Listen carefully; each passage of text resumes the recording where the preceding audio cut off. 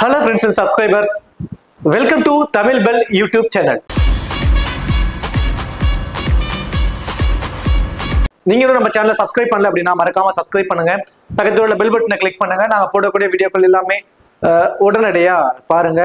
இன்னைக்கு நம்ம வீடியோல டாடா ஐபிஎலோட 16வது மேட்ச் யாருக்குன்னு சொல்லி பாத்தீங்க அப்படின்னா மும்பை இந்தியன்ஸ்க்கும் லக்னோ சூப்பர் ஜெயின்ட்க்கும் இந்த ரெண்டு டீமுக்குமான ஒரு ஃபுல் ப்ரிவியூ தான் இந்த வீடியோல நம்ம பார்க்க போறோம். இந்த பர்டிகுலர் ப்ரிவியூ வீடியோ பார்க்கறதுக்கு முன்னாடி நீங்க இன்னும் நம்ம டெலிகிராம்ல ஜாயின் பண்ணல அப்படின்னா மறக்காம ஜாயின் பண்ணிக்கோங்க. டிஸ்கிரிப்ஷன்ல லிங்க் இருக்கு. லாஸ்ட் ஹாஃப் அன் ஹவர்ல ஸ்மால் லீக்ஸ்க்கான டீமும் மெகா கான்டெஸ்டுக்கான டெமோ டீம்ஸ் எல்லாமே டெமோ டீம்ஸா உங்களுக்கு கொடுத்துக்கிட்டு இருக்கோம். உங்களுக்கு ரொம்பவே யூஸ்ஃபுல்லா இருக்கும். ஸோ மறக்காம எல்லாரும் டெலிகிராம்ல வந்து ஜாயின் பண்ணிக்கோங்க. டிஸ்கிரிப்ஷன்ல லிங்க் இருக்கு. டிஸ்கிரிப்ஷன்ல இருக்க லிங்க் மூலியமா ஜாயின் பண்ணீங்கன்னா சரியான சேனல்ல உங்களால ஜாயின் பண்ணிக்க முடியும். அதே போல நீங்க இன்னும் XL11 ஆப் இந்த XL11 ஆப்ல ஜாயின் பண்ணினாலும் மறக்காம ஜாயின் பண்ணிக்கோங்க. இந்த பர்டிகுலர் மேட்சுக்கு 10.5 லட்சம் ரூபாய்க்கான கிராண்ட் லீக்ஸும் அதுல கண்டெக்ட் பண்றாங்க. அது மட்டும் கிடையாது, ஃப்ரீ கிவ்வே ₹0 என்ட்ரி ஃபீஸ்ல 25,000 ரூபாய்க்கான ஒரு ஃப்ரீ கிவ்வேயும் அதுல கொடுத்துருக்காங்க. நீங்க எந்த ஒரு அமௌண்ட்டும் ஆட் பண்ண தேவையில்ல. ஜஸ்ட் ஆப்பை இன்ஸ்டால் மட்டும் பண்ணி இந்த ஃப்ரீ கான்டெஸ்ட்ல நீங்க உங்களால ஜாயின் பண்ணிக்க முடியும். அது மட்டும் கிடையாது, இந்த ஆப்பை பொறுத்த வரைக்கும் ஃபர்ஸ்ட் நீங்க டெபாசிட் பண்றப்போ 100% டெபாசிட் போனஸ் தராங்க. தென் அடுத்ததான் மற்ற ஆப்ஸை கம்பேர் பண்ணும்போது என்ட்ரி ஃபீஸ் எல்லாம் இதுல ரொம்ப ரொம்ப ரொம்ப கம்மியா இருக்குங்க. ஸோ மற்ற ஆப்ஸ்க்கும் இதுக்கு உள்ள என்ட்ரி ஃபீஸை கம்பேர் பண்ணி பார்த்தீங்கன்னா அதுலேயே ஒரு ஹியூஜ் அமௌண்ட்டை உங்களால சேவ் பண்ண முடியும். தென் காம்படிஷன் வைஸ் ரொம்ப ரொம்ப ரொம்ப கம்மியா இருக்கும். என்ட்ரி ஃபீஸும் ரொம்ப ரொம்ப கம்மி. இதுல வந்து ஹெட் டு ஹெட் ஃபேண்டசியும் இருக்கு. அதாவது பிளேயர் ரெஸ் பிளேயர் ஃபேண்டசி இருக்கு இல்லைங்களா, அந்த ஃபேண்டசியுமே இதுல வந்து இருக்கு. ஒரே ஒரு பிளேயரை மட்டும் பிக் பண்ணி ஏர்ன் பண்ணக்கூடிய ஆப்ஷன் அதுவும் இருக்கு. தென் அடுத்து அது மட்டும் கிடையாது, இந்த 100% ரியல் யூசர்ஸ்ல வந்து இதுல இருக்காங்க. மெகா கான்டெஸ்ட் இதுல நிறைய இருக்கு. நீங்க ஒவ்வொரு முறை வின் பண்ணி உங்க வின்னிங்ஸ்ல இருந்து டெபாசிட்டுக்கு மாத்திரப்போ 4% வந்து பாத்தீங்கன்னா எக்ஸ்ட்ராவா வந்து உங்களுக்கு தராங்க. 24/7 கஸ்டமர் சப்போர்ட்ஸும் இதுல வந்து இருக்கு. தென் அடுத்ததான் வந்து பாத்தீங்கன்னா ரொம்ப ரொம்ப ரொம்ப நம்ம முக்கியமான ஒரு விஷயம் என்ன அப்படின்னா 100% TDS அண்ட் GST ஃப்ரீயா கொடுக்குறாங்க. இதுதாங்க ரொம்பவே இம்பார்ட்டன்ட். தென் அதை தாண்டி இன்ஸ்டன்ட் வித்ட்ராவல் வித்தின் 30 செகண்ட்ஸ்ல உங்களோட அக்கௌண்ட்ல வந்து ஆட் ஆயிரும். இன்ஸ்டன்ட் வித்ட்ராவல் இதுல அவைலபிளா இருக்கு. ஒரு நாளைக்கு ஒரு முறை உங்களால இன்ஸ்டன்ட் வித்ட்ராவல் பண்ணிக்க முடியும். 30 செகண்ட்ல உங்களால இன்ஸ்டன்ட் வித்ட்ராவல் எடுத்துக்க முடியும். இது மாதிரி நிறைய ஆஃபர்ஸ் வந்து இந்த ஆப்ல இருக்கு.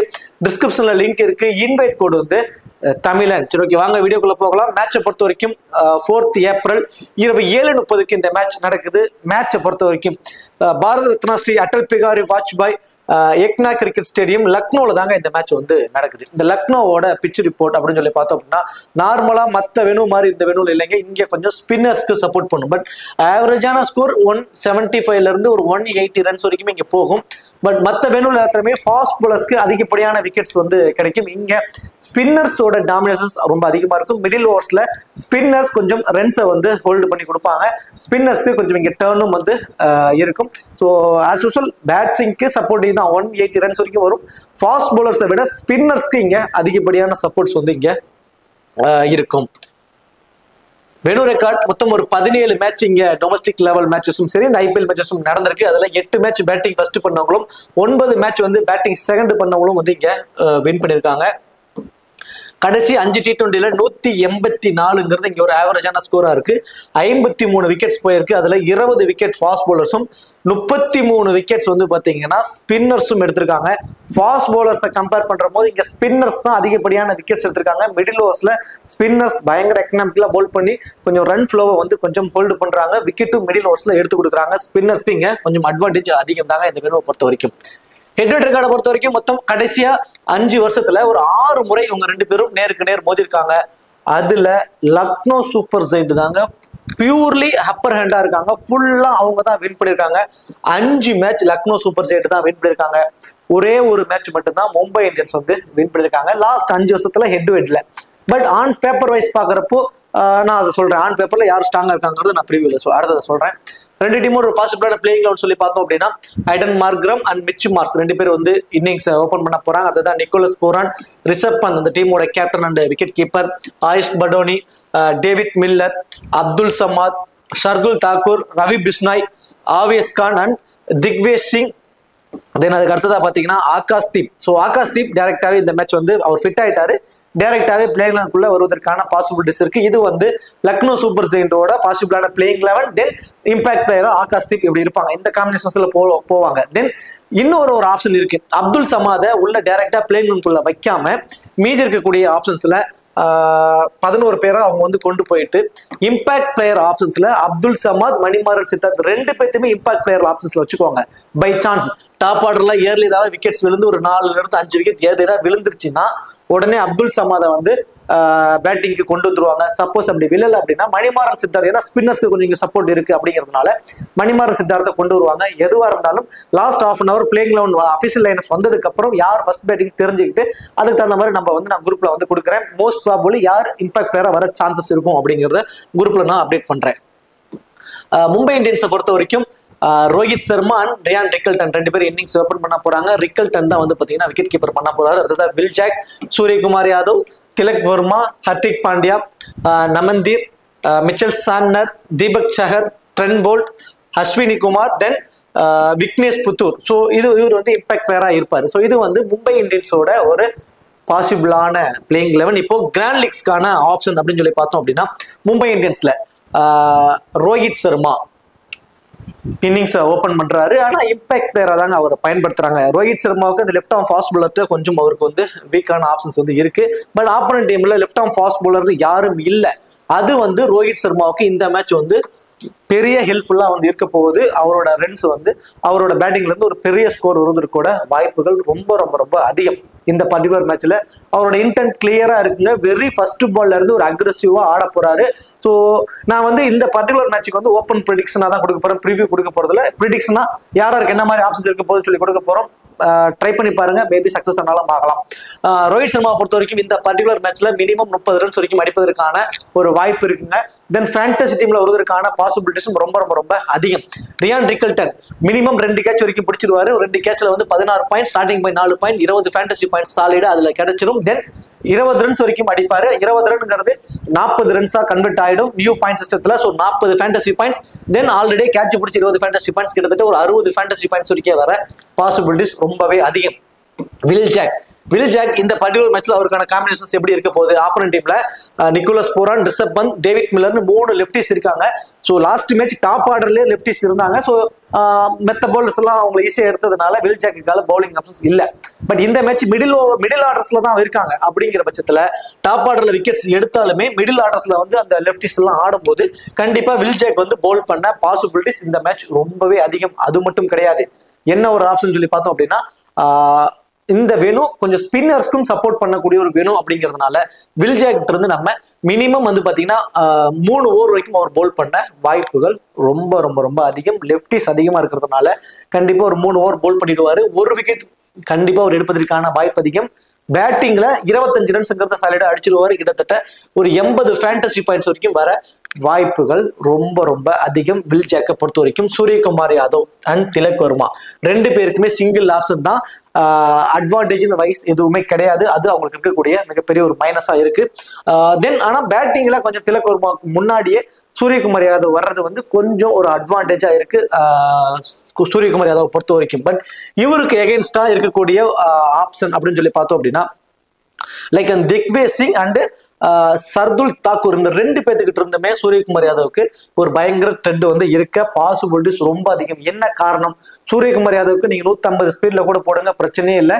ஸ்கொயர் லெக்ல அவர் வந்து பாத்தீங்கன்னா ஒரு 6 அடிச்சுட்டு போயிட்டே இருப்பார். பட் இந்த மாதிரி ஸ்லோவர் வேரியேஷன்ஸ், கட்டர் வேரியேஷன்ஸ் போடக்கூடியவங்க, அதே மாதிரி அந்த நக்கிள் பால்ஸ்ல ட்ரை பண்ணக்கூடிய ஒரு பவுலர்ஸ், தென் அதே மாதிரி கேரம் பால்ஸ்ல ட்ரை பண்ணக்கூடிய ஸ்பின்னர்ஸ், இவங்கள்ட்ட எல்லாம் அவர் கொஞ்சம் கஷ்டப்படுறாரு, விக்கெட்ஸும் கொடுத்துக்கிட்டு இருக்காரு. அந்த வகையில திக்வேஷ் சிங் அவரும் வந்து பாத்தீங்கன்னா அந்த கேரம் பால்ஸ்ல நிறைய ட்ரை பண்றாரு. கொஞ்சம் மிஸ்ட்ரி மாதிரியான ஒரு பவுலிங் ஆப்ஷன் தான். சிம் லைக் நம்ம சுனில் நரேன் மாதிரியா அவர் பவுல் பண்றாரு. அவர்கிட்ட இருந்து ஒரு பேட்டில் அவருக்கு கிடைக்க சான்சஸ் இருக்கு. அதே மாதிரி இந்த நக்கிள் வேரியேஷன், ஸ்லோவர் வேரியேஷன்ஸ்ல போடக்கூடிய பவுலரான சர்துல் தாக்கூர் இவர்கிட்ட இருந்து ஒரு பேட்டில் இருக்கிறதுனால நான் பர்சனலா சூரியகுமார் யாதவ் இருந்து நம்ம 15 இருந்து 20 ரன்ஸ் வரைக்கும் வரதான் சான்சஸ் இருக்கும். ஃபேண்டசி டீம்ல வருவாரான்னா அது கொஸ்டின் மார்க் தான்.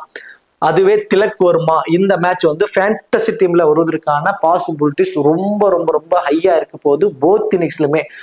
திலக் வர்மா பேட்டிங்ல இருந்து மினிமம் 30 மேக்சிமம் 40 ரன்ஸ் வரைக்கும் கூட வரும். கடைசி ஓவர் வரைக்குமே வந்து அவர் பேட்டிங்ல வந்து ஒரு ரன்ஸ் அடிச்சு கொடுப்பதற்கான பாசிபிலிட்டிஸ் இந்த மேட்ச் வந்து இருக்க போது ஃபேண்டசி டீம் வருவதற்கான வாய்ப்பு அவருக்கு ரொம்ப ரொம்ப அதிகம். ஹர்திக் பாண்டியா மினிமம் வந்து பாத்தீங்கன்னா 2 ஓவர் தாங்க இந்த மேட்ச் வந்து போல் பண்ண போறாரு. ஏன்னா தீபக் சகர் அவரோட 4 ஓவர் போல் பண்ணிடுவாரு, ட்ரெண்ட் போல்ட் அவரோட 4 ஓவர், அஸ்வினி குமார் அவரும் அவரோட மினிமம் 3 ஓவர் வரைக்கும் போல் பண்ணிடுவாரு. Last match Hardik Pandya most probably bowl பண்ண வாய்ப்பே கிடையாது லாஸ்ட் மேட்ச். அது ஆனா அங்க வந்து ஃபாஸ்ட் பாலர்ஸ்க்கு நல்லாவே சப்போர்ட் பண்ணுச்சு. வெறும் லைக் ட்ரெண்ட் போல்ட், தீபக் சகர், அஸ்வினி குமார் எல்லாம் விக்கெட்ஸ் நிறைய எடுத்தாங்கிறதுனால ஸ்பின்னர்ஸ்ல கொஞ்சம் ஹோல்ட் பண்ணிட்டு அவர் வந்து கொஞ்சம் மினிமம் 2 to 3 ஓவருக்கு போல் பண்ணாரு, ஒரு விக்கெட் எடுத்தாரு. இந்த மேட்ச் ஸ்பின்னருக்கு சப்போர்ட் பண்ணக்கூடிய வேணும் ஆல்ரெடியே 3 ஃப்ரண்ட் லைன் ஃபாஸ்ட் பாலர்ஸ் இருக்கிறதுனால அந்த 2 ஓவருமே இந்த மேட்ச் வந்து அவருக்கு இல்லாம போக போகுது. அவரு மினிமம் 2 ஓவர் கூட பவுல் பண்ணுவாரா அப்படின்னா அது மிகப்பெரிய ஒரு கொஸ்டின் மார்க் மட்டும் தாங்க அவருக்கு இருக்க போகுது. அப்போ பவுலிங்ல அவரோட ஃபேண்டசி வேல்யூ இந்த மேட்ச் வந்து டோட்டலி வந்து டவுன் ஆக போகுது. ஹர்திக் பாண்டியா பொறுத்த வரைக்கும் அஸ் அ பிளேயரா பேட்டரா அவர்கிட்ட இருந்து நம்ம மினிமம் 30 ரன்னாவது எதிர்பார்க்கணும், 30 ரன்னாவது அவர் அடிக்கணும். அந்த 30 ரன் அடிப்பதற்கான பாசிபிலிட்டிஸ் எப்ப வரும்னா பேட்டிங் ஃபர்ஸ்ட் பேட்டிங் செகண்ட் ரெண்டுலயுமே வந்து ஒரு ஆப்ஷன் இருக்கு. ஆனா பேட்டிங் செகண்ட்ங்கிறப்போ வருவாரா அப்படிங்கிற ஒரு கொஸ்டின் மார்க் இருக்கு இல்லைங்களா. என்னன்னா ஒரு லைக் ஒரு 150 ரன் அடிக்கிறாங்க லக்னோ அப்படின்னா அதை டாப் 5 பேருமே கூட அடிப்பதற்கு பாசிபிலிட்டிஸ் ரொம்ப இருக்கும். அப்ப சேஸ் பண்ணும் போது அவர் பேட்டிங்க்கு வருவாரா அப்படின்னாவே ஒரு மிகப்பெரிய ஒரு கொஸ்டின் மார்க். ஆனா பேட்டிங் ஃபர்ஸ்ட்ல கிட்டத்தட்ட கடைசி 4 ஓவருக்கு அவர் வந்துருவாரு, குயிக்கா ஒரு 20 ரன் அடிச்சிருவாரு. ஸோ அப்படிங்கிறப்போ பேட்டிங் ஃபர்ஸ்ட் பண்ணும்போது வேணா நீங்க ஹர்திக் பாண்டியாவுக்கு நீங்க இம்பார்ட்டன்ஸ் கொடுத்துக்கோங்க. பேட்டிங் செகண்ட் பண்ணும்போது அவருக்கு வந்து நீங்க மிஸ் பண்ணிடுங்க. பவுலிங் ஆப்ஷன் இந்த மேட்ச் வந்து அவருக்கு ரொம்பவே டவுன் தாங்க, பவுல் பண்ண சான்சஸ் ரொம்பவே கம்மி இந்த பர்டிகுலர் மேட்ச்ல. என்ன காரணம், ஆல்ரெடி 6 போல்டர் இருக்கு. Will Jacks, Santner, Deepak Chahar, Trent Boult, Ashwani Kumar and B Puthur. இப்படி 6 பவுலிங் ஆப்ஷன்ஸ் ஆல்ரெடி இருக்கு. 3 front line fast bowler, 2 front line spinner, 1 part time ஸ்பின்னரான வில் ஜாக். பார்ட் டைம் ஸ்பின்னரை தாண்டி இந்த மேட்ச் ஒரு ஃப்ரண்ட் லைன் ஸ்பின்னராகவே இருக்க போறாரு. ஏன்னா லெப்டி அத்தனை பேர் இருக்கிறதுனால. ஸோ ஹர்திக் பாண்டியாவோட பவுலிங் வேல்யூ இந்த மேட்ச் வந்து கொஞ்சம் டவுன் தான். நான் பர்சனலி வந்து அவரை ஒமிட் பண்றேன்.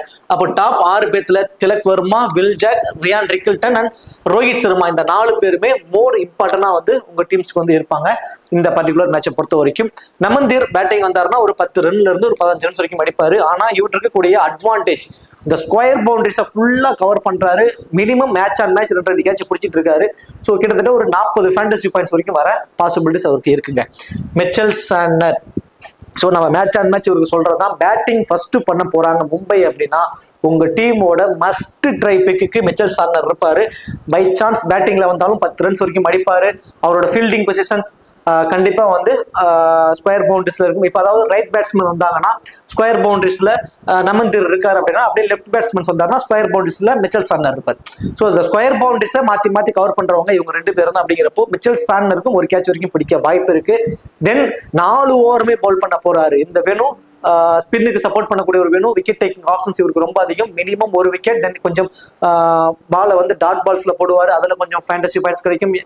எல்பிடபிள்யூ பவுல்டுங்கிற முறையில் எடுப்பாரு, அதுக்கு கொஞ்சம் ஃபேண்டசி பாயிண்ட்ஸ். தென் பேட்டிங்ல ஒரு 10 பாயிண்ட், கேட்ச் பிடிக்க வாய்ப்பு அதிகம் உள்ள இடங்கள்ல ஃபீல்டிங் பொசிஷன்ஸ். இது எல்லாமே பேட்டிங் ஃபர்ஸ்ட் பண்ணும்போது இவரை ஃபேண்டசி வேல்யூ அதிகப்படுத்தி ஃபேண்டசி டீமுக்குள்ள கொண்டு வரும். பேட்டிங் ஃபர்ஸ்ட் பண்ண போறாங்க மும்பை இந்தியன்ஸ்னா நீங்க இவருக்கு இம்பார்ட்டன்ஸ் வந்து கொடுக்கலாம். தீபக் சகர் அண்ட் ட்ரெண்ட் போல்ட் இந்த 2 பேருமே ஃபர்ஸ்ட் பவுல் பண்ண போறாங்க அப்படின்னா உங்க டீம்ஸ்க்கு நீங்க மஸ்ட் ட்ரை ஆப்ஷனுக்கு கொடுங்க. அதே மாதிரி செகண்டா பவுல் பண்ண போறாங்கன்னா நீங்க ட்ரெண்ட் போல்ட்டுக்கு மட்டும் இம்பார்ட்டன்ஸ் கொடுக்கறது தான் உங்களுக்கு ஒரு ரொம்பவே இம்பார்ட்டன்ட் பிக்கா வந்து இருக்கும். ட்ரெண்ட் போல்ட் போத் இன்னிங்ஸ்லுமே இம்பார்ட்டன்ட். தீபக் சகர் ஃபர்ஸ்ட் பவுல் பண்ணும்போது உங்க டீமுக்கு இம்பார்ட்டன்ட். ஏன்னா death ஓவர்ஸ்ல Deepak Chahar Trent bolt தான் பவுல் பண்ணுவாங்க. அஸ்வினி குமார் லாஸ்ட் மேட்ச் வந்து 4 விக்கெட் வரைக்கும் எடுத்திருந்தாரு. இன்னும் ஒரு ஓவர் அவருக்கு இருந்தும் அவருக்கு ஓவர் கொடுக்கல. அது ஒரு பெரிய கான்ட்ரவர்ஷியல் நியூஸா போனுச்சு. பட் இருந்தாலும் ஓகே, அஸ்வினி குமார் நல்லா பவுல் பண்ணாரு. கரெக்டான லைன் அண்ட் லென்த்ல பவுல் பண்ணாரு. குறிப்பா மற்ற விக்கெட்ஸ் எல்லாம் கூட ஒரு மாதிரி ஒரு ப்ரெடிக்டபிளா தான் இருந்தது. பட் அந்த ஆண்ட்ரூ ரசலுக்கு பவுல் பண்ண அந்த லைன் அண்ட் லென்த் ரொம்பவே சூப்பரா இருந்துச்சு. அக்யூரட்சி ரொம்பவே அழகா இருந்ததுங்க. இந்த மேட்சும் அவர்கிட்ட இருந்து ஒரு மினிமம் 2 மேக்சிமம் 3 ஓவர் வரைக்கும் அவர் கொடுக்க போறாங்க. கொஞ்சம் ஸ்பின்னர்ஸ்க்கு சப்போர்ட் பண்றதுனால பை சான்ஸ் இவரோட ஒரே ஓவர்ல ஒரு 15 ரன்னோ அந்த மாதிரி போயிடுச்சுன்னா கொஞ்சம் ஹோல்டு பண்ணிடுவாங்க. லைக் அந்த மாதிரி ஒரு ஆப்ஷன் தான் இருக்கும்.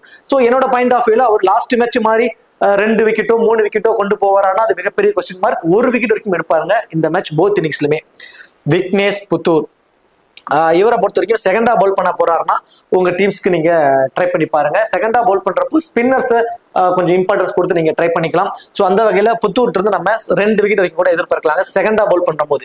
மேபி ஃபர்ஸ்ட் பவுல் பண்ண போறாருன்னா ஒரு விக்கெட் வரைக்கும் தாங்க அவர் எடுப்பாரு விக்னேஷ் புத்தூரை பொறுத்த வரைக்கும். அப்ப இந்த டீமை பொறுத்த வரைக்கும் Rohit Sharma, Rickelton, Will Jacks and Tilak Varma இந்த 4 பிளேயர், தென் ட்ரெண்ட் போல்ட் இந்த 5 பிளேயரும் கிட்டத்தட்ட போத் இன்னிங்ஸ்லுமே இம்பார்ட்டன்ட் ஆப்ஷனுக்கு வருவாங்க.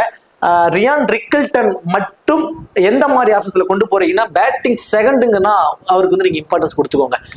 பேட்டிங் ஃபர்ஸ்ட் அப்படின்னா நீங்க வந்து அவர் ஒமிட் பண்ணலாம். பேட்டிங் ஃபர்ஸ்ட் அப்படிங்கிறப்போ Rohit Sharma, Will Jacks, Tilak Varma, Trent Boult இந்த 4 பேரும் போத் இன்னிங்ஸ்லுமே இம்பார்ட்டன்ட் அப்படிங்க வந்துருவாங்க. எக்ஸ்ட்ரா ஒரு ஆப்ஷனா நீங்க ரிக்கில்டனை மட்டும் செகண்டா பேட் பண்ண போறாங்கன்னா இம்பார்ட்டன்ஸ் கொடுத்துக்கோங்க. அதே மாதிரி மிச்சல் சாண்டனர் பேட்டிங் ஃபர்ஸ்ட் அப்படிங்கிறப்போ ரொம்ப இம்பார்ட்டன்ட். அதே மாதிரி தீபக் சகர் ஃபர்ஸ்ட் பவுல் பண்ண போறாருன்னா உங்க டீமுக்கு இம்பார்ட்டன்ஸ் கொடுத்துக்கோங்க. அஸ்வினி குமார் போத் இன்னிங்ஸ்லயுமே ஒரு விக்கெட். விக்னேஷ் புத்தூர் செகண்டா வந்து பவுல் பண்ண போறாங்க, ஃபர்ஸ்ட் பேட் பண்ண போறாங்கன்னா நீங்க அவங்களுக்கு இம்பார்ட்டன்ஸ் கொடுத்துக்கலாம். இந்த காம்பினேஷன் சைஸ் கொண்டு போங்க, ஒரு பெட்டர் ரிசல்ட்ஸ் உங்களுக்கு கிடைக்கும் மும்பை இந்தியன்ஸை பொறுத்த வரைக்கும். தென் லக்னோவில் மிச்சு மார்ஸ் அண்ட் ஐடன் மக்ரம் 2 பேருமே வந்து இன்னிங்ஸ் ஓபன் பண்றாங்க. விளையாண்ட 3 மேட்சுமே 2 பேர்த்துக்கிட்ட இருந்துமே ஒரு ஸ்ட்ராங்கான பார்ட்னர்ஷிப் அமையல. யாராவது ஒருத்தங்க ஏர்லியரா விக்கெட் விட்டுறாங்க. ஒண்ணு ஐடன் மக்ரம் விக்கெட்டை விட்டுறாரு, மிச்சில் மார்ஸ் வந்து ஒரு ரன்ஸ் அடிக்கிறாரு. இல்லைன்னா மிச்சில் மார்ஸ் ஏர்லியரா விக்கெட் விட்டுறாரு, ஐடன் மக்ரம் ஃபேண்டஸ்டி டீம்ல வர அளவுக்கு 30 ரன் வரைக்கும் அடிக்கிறாரு. இதுதான் நடந்துகிட்டு இருக்கு. 2 பேருமே ஒரு பெரிய பார்ட்னர்ஷிப் இந்த விளையாண்ட மேட்சஸ்ல கொடுக்கல. அது இவங்களுக்கு பெரிய தலைவலியா தான் இருக்கு. அதே மாதிரி ரிஷப் பந்தோட ஃபார்மும் ரொம்ப புவரா இருக்கு, பெருசா பேட்டிங்ல பெர்ஃபார்மன்ஸ் இல்லை. இந்த 2 விஷயமும் இந்த மேட்ச் நடக்க பாசிபிலிட்டிஸ் இருக்கு. 2 பேருமே ஸ்ட்ராங்கான ஒரு ஓப்பனிங் பார்ட்னர்ஷிப் கொடுக்கவும் பாசிபிலிட்டிஸ் இருக்கு. ரிஷப் பந்துல இருந்து ஒரு பெரிய ஸ்கோர் வரவும் பார்ட்னர்ஷிப் இருக்கு. மைனஸ் அப்படின்னு சொல்லி பாத்தீங்கன்னா மிச்சல் மார்ஸ் கிட்ட இருக்கக்கூடிய மேஜரான மைனஸ் லெஃப்ட் ஆர்ம் ஃபாஸ்ட் பவுலர்கிட்ட கொஞ்சம் கஷ்டப்படுறாரு, லெஃப்ட் ஆர்ம் ஸ்பின்னர்கிட்ட கஷ்டப்படுறாரு. இந்த 2மே பயங்கர ஸ்ட்ராங்கா இருக்கக்கூடிய ஒரு டீம்னா நம்ம மும்பை இந்தியன்ஸ். இன்சியலாவே அஸ்வினி குமார், ட்ரெண்ட் போல்ட் வச்சு தான் முதல்ல ஸ்டார்ட் பண்றாங்க. Trent Boult, Ashwani Kumar 2 left arm fast bowlers இருக்காங்க. அதே மாதிரி 5 ஓவருக்கு அப்புறம் மிச்சல் சாண்டர், இப்படி ஒரு குவாலிட்டியான லெஃப்ட் ஆர்ம் ஸ்பின்னர். இந்த 3 அட்டாக் மிகப்பெரிய ஒரு மைனஸ் ட்ரெண்டை கொடுக்க போது மிச்ச மார்ஸை பொறுத்த வரைக்கும். இந்த மேட்சும் ஏர்லியராகவே விக்கெட் விட சான்சஸ் ரொம்ப அதிகம். குறிப்பா ஃபர்ஸ்ட் பேட் பண்ண போறாங்க அப்படின்னா ஃபர்ஸ்ட் பேட்டிங்னா நீங்க மிச்சு மார்ஸ்க்கு 50-50 ஆப்ஷன் ஆர் ஒமிட் கூட பண்ணிடுங்க. பேட்டிங் செகண்ட் அப்படின்னா அதை அப்படியே மாத்தி நீங்க அவருக்கு வந்து இம்பார்ட்டன்ஸ் கொடுத்துக்கலாம். பேட்டிங் செகண்ட்னா மிச்சு மார்ஸ் வந்து இம்பார்ட்டன்டா இருப்பாரு. அதே பேட்டிங் ஃபர்ஸ்ட்ங்கிறப்போ ஐடன் மக்ரம் நீங்க டிஃபரன்ஷியலா ட்ரை பண்ணுங்க, மிச்சு மார்ஸ்க்கு வந்து இம்பார்ட்டன்ஸ் வந்து கொடுத்துக்கோங்க. நிக்கோலஸ் பூரான் லீடிங் ரன் கெட்டருங்க இந்த சீசன்ல. இப்போ வரைக்கும் அதிக ரன்ஸ் அடிச்சவர்ல அவர் தான் லீடிங்ல இருக்காரு. செம்மையா நான் ஆடிட்டு இருக்காருங்க, செம்ம நாக்கு ஆடிட்டு இருக்காரு. மைனஸ் ஆஃப் பிரேக் பவுலருக்கு தாங்க மைனஸ் அவருக்கு. லாஸ்ட் மேட்ச் கூட 1 or 2 கேச்சஸ்லாம் அவருக்கு டிராப் பண்ணாங்க. ஸோ ஆல்ரெடியே செம்ம ஃபார்ம்ல இருக்கக்கூடிய ஒரு பிளேயருக்கு இந்த கேச்சஸ் டிராப்லாம் வந்து இன்னும் அவருக்கு பூஸ்டர் கொடுத்துரும், இன்னும் பெரிய ஸ்கோர் அடிச்சிட்டு இருக்காரு. விக்கெட் கீப்பர் பண்ணல, அது அவருக்கு இருக்கக்கூடிய டிஸ்அட்வான்டேஜ். இதுவுமே அட்வான்டேஜ், எக்ஸ்ட்ரா அட்வான்டேஜஸ் எதுவும் இல்லாதது அவருக்கு இருக்கக்கூடிய ஒரு மைனஸ். கண்டிப்பா இவர் வரும்போது வில் ஜாக்கை வச்சு ஒரு த்ரெட் அவருக்கு வந்து கொடுத்து பார்ப்பாங்க. விக்கெட் டேக்கிங் ஆப்ஷன் இருக்கும். அது மட்டும் கிடையாதுங்க, லைக் நம்ம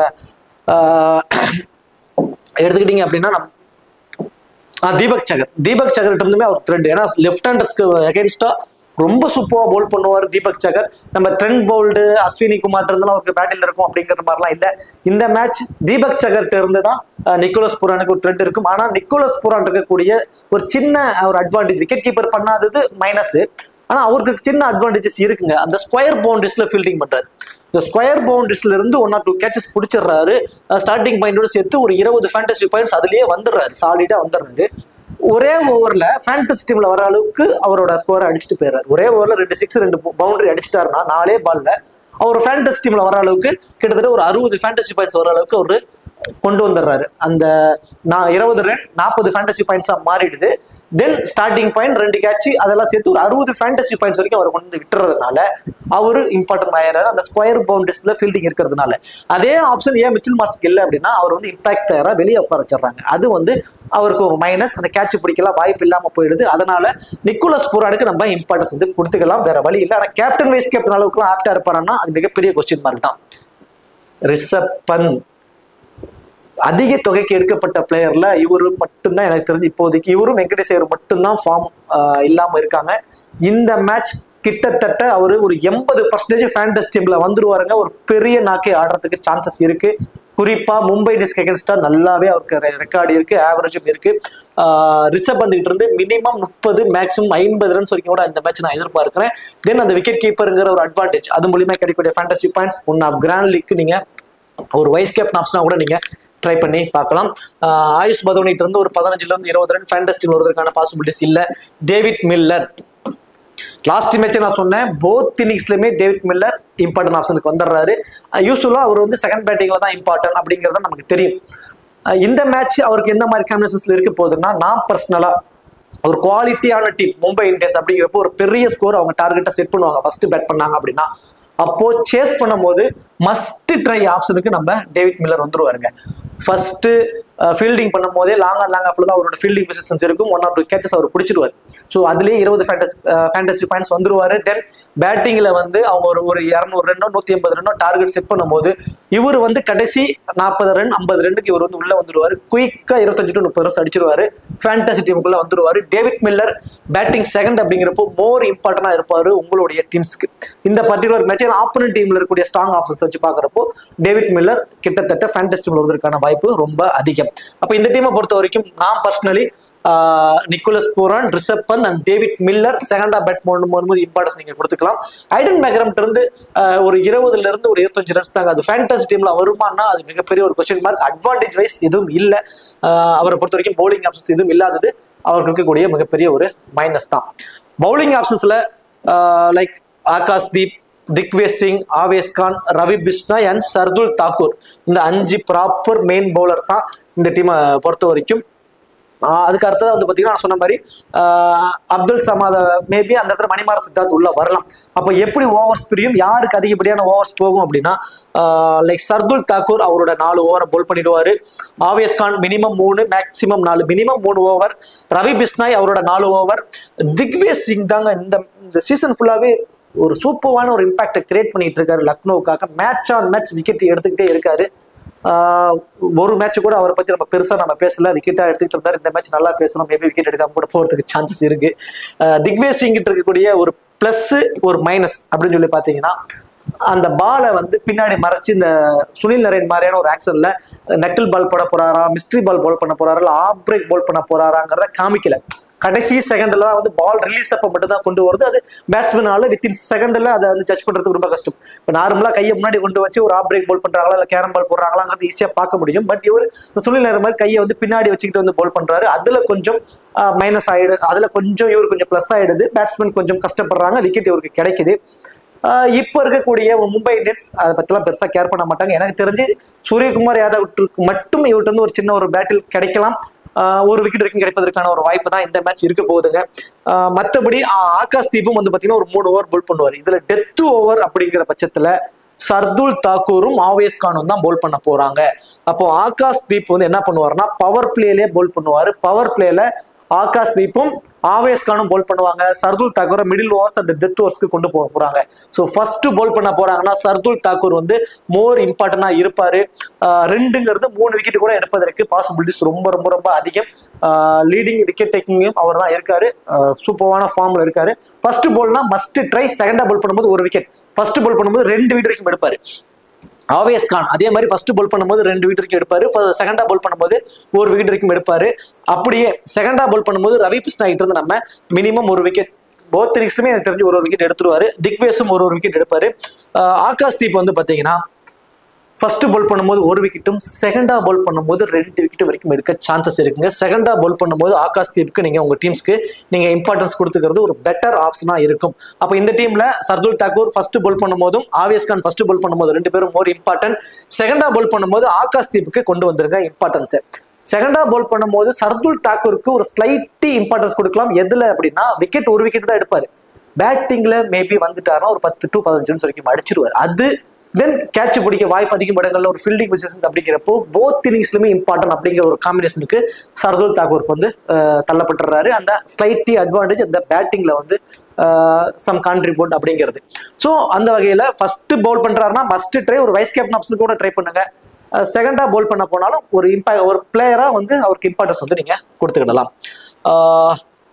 இப்போ கேப்டன் வைஸ் கேப்டன் ஆப்ஷனுக்கு எலிஜிபிள் அப்படின்னு சொல்லி பார்த்தீங்கன்னா நிறைய பேர் நிக்கோலஸ் பூரானுக்கு கொண்டு போயிருப்பாங்க. அதான் நான் சொன்ன மாதிரி ஒரே ஓவரில் 2 4 2 6 அடிச்சிட்டாருன்னா 40 பாயிண்ட்ஸ் வந்துடுது. தென் கேட்ச் மூலியமா ஒரு 20 பாயிண்ட்ஸ் அப்படிங்கிறப்போ கிட்டத்தட்ட 60 அப்படிங்கிறப்போ கேப்டனா வந்து 120 ஃபேண்டசி பாயிண்ட்ஸ் வரைக்கும் அவருக்கு கிடைச்சிருது. ஸோ நிறைய பேர் ட்ரை பண்ணியிருப்பாங்க. நியூ பாயிண்ட் சிஸ்டத்தில் இருக்கக்கூடிய ஆப்ல நீங்க ஸ்மால் லீக்ஸ் பிளே பண்றீங்கன்னா நீங்க கேப்டன் வைஸ் கேப்டன் ட்ரை பண்ணலாம். கிராண்ட் லீக்ஸ்க்கு பொறுத்த வரைக்கும் இந்த மேட்ச் ரிசர்வ் பந்துக்கு ஒரு டீம்லயாவது ஒரு வைஸ் கேப்டன் ஆப்ஷனா கொடுங்க. தென் அதே மாதிரி சர்துல் தாக்கூர் ஃபர்ஸ்ட் போல் பண்ண போறாரு அப்படின்னா அவருக்கு வந்து ஒரு டீம்லயாவது ஒரு கேப்டன் அண்ட் வைஸ் கேப்டன் ஆப்ஷனா கொடுத்து பாருங்க. தென் வில்ஜாக்கு கண்டிப்பா ஒரே ஒரு டீம்லயாவது இந்த பர்டிகுலர் மேட்ச்ல கேப்டன் வைஸ் கேப்டன் தான் கொடுங்க. மினிமம் ஒரு விக்கெட். தென் பேட்டிங்ல வந்து 30 ரன்னாவது அவர் அடிப்பாரு. இந்த மேட்ச் ஃபேண்டசி டீமோட கேப்டன் வருவதற்கான பாசிபிலிட்டிஸ் அவருக்கு ரொம்ப அதிகம். அதே மாதிரி திலக் வர்மா அவருக்கு வந்து நீங்க ஒரே ஒரு டீம்லயாவது ஒரு வைஸ் கேப்டன் ஆப்ஷனா கொடுங்க. ரிக்கல்டன் செகண்டா பேட் பண்ண போறாரு அப்படின்னா கண்டிப்பா அவருக்கு வந்து கேப்டன் வைஸ் கேப்டன் ஆப்ஷனா கொடுத்து பாருங்க. ஃபர்ஸ்ட் பேட் பண்ண போறாருன்னா நீங்க அவர் ஒமிட் கூட பண்ணிடலாம்.